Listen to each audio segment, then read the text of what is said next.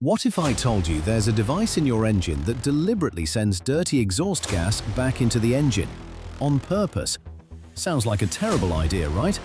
Yet every modern car has one, and in many countries it's legally required.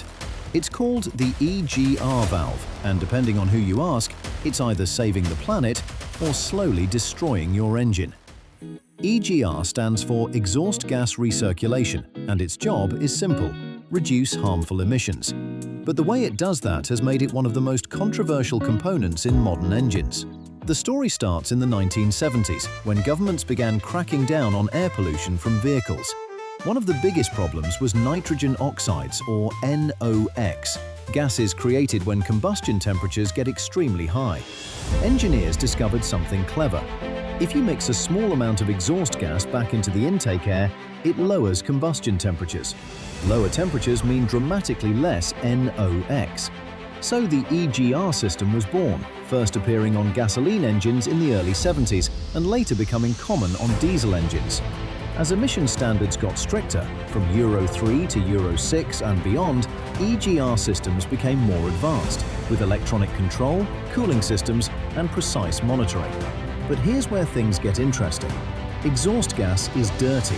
It contains carbon soot, oil vapor, and microscopic particles. When that gets routed back into your intake system, it doesn't always burn cleanly again. Over time, that mixture can create thick carbon deposits inside intake manifolds, EGR valves, and even the engine itself. Diesel engines in particular can suffer from clogged EGR valves, reduced airflow, loss of power, and expensive repairs. This is why some drivers call the EGR system an emissions solution that creates an engine problem.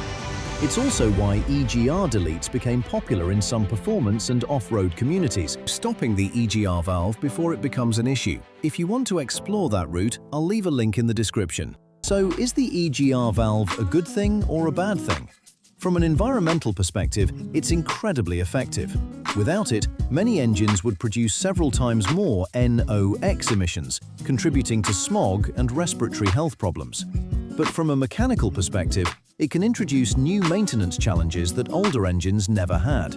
In reality, the EGR valve represents the constant balancing act in modern engineering: cleaner air versus long-term engine durability. Love it or hate it, the EGR system isn't going anywhere. In fact, as emissions rules get stricter, it's only becoming more important. Which raises the question: is the EGR valve protecting the environment or quietly shortening the life of your engine?